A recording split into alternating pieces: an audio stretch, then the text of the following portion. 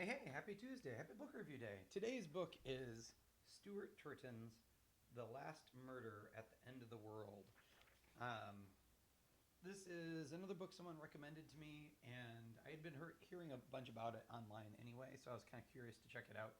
Um, I know nothing about Stuart Turton. This is my first book reading of his, but when I looked online about him, people described him as the M. Night Shyamalan of fiction. That there's always some interesting twist in the book or whatever. And The Last Murder at the End of the World is kind of a mashup of genres. It is science fiction. It is a post-apocalyptic story. It is murder, kind of with a detective story, kind of with the pace of a thriller. The basic premise is that there's this island, and it's the last remnants of humanity. It's surrounded by this fog, and that if there is murder on the island, the fog will come in and essentially reclaim that island and those humans. You learn pretty quickly that there's only a few actual humans on the island, and then there are these villagers that are somehow lesser than humans. They're clones or they're something. We're not exactly sure what they are, but they're not as complicated as human. They're not as capable, and everybody is kind of tapped into this um, kind of AI that behaves like a omniscient narrator, sort of.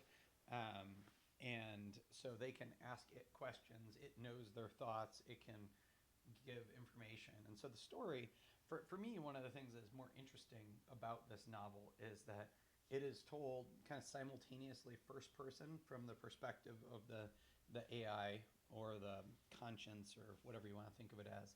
Um, and then also kind of third person from these, it's like an omniscient third person with a bonus first person perspective, I guess. And so that's kind of an interesting trick to play. It's also probably one of the things most people complain about when I've read reviews about it, is that there's a reason that most people choose one perspective and stick with it, or at least from chapter to chapter, that kind of thing. Yeah, it's kind of fun. It, in terms of detective books, it works kind of like a Sherlock Holmes book. In fact, there's lots of Sherlock Holmes references in it, and one of the main characters, Emery, loves Sherlock Holmes and reads those. So there are some questions I have about the world, like somehow there are these old books and things, and yet there's a lack of information about things like how children are born, or the villagers don't seem to question how they are produced or where they come from, and then but then they all die when they turn 60, whereas the humans, which are scientists, live on into their 90s and hundreds, um, and so I don't know. Like, I wish there was more about that world part of it for me to figure out, or for me to better understand that world they're in.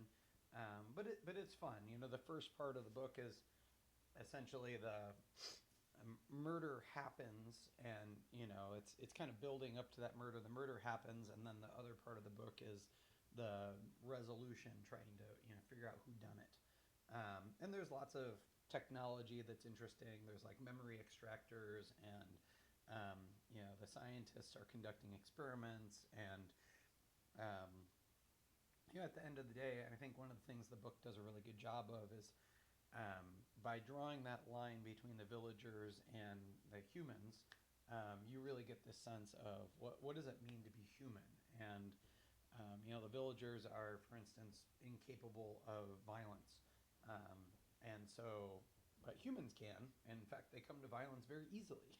And so the villagers are kind of reflecting on those things. And um, wow, it's interesting. One of the things I love about science fiction like that is that it causes you to think about things that are happening now, instead of, even though this is set off in the future and post-apocalyptic and whatever, um, the topics they're wrestling with are very relatable. So yeah. Anyway, I definitely think it's worth a read. In fact, I requested a copy through the library, of the 7.5 Deaths of Evelyn Hardcastle, which is one of other Stuart Turton's books. So that's how I got this one. I returned the book before I recorded the video, so sorry. But yeah, I would definitely recommend The Last Murder at the End of the World, Stuart Turton. What are you reading?